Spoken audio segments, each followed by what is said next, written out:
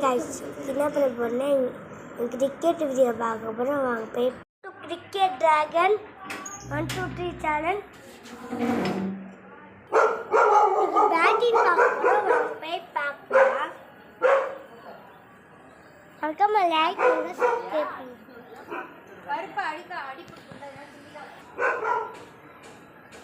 வாங்க போய் விளையாடலாம். First ball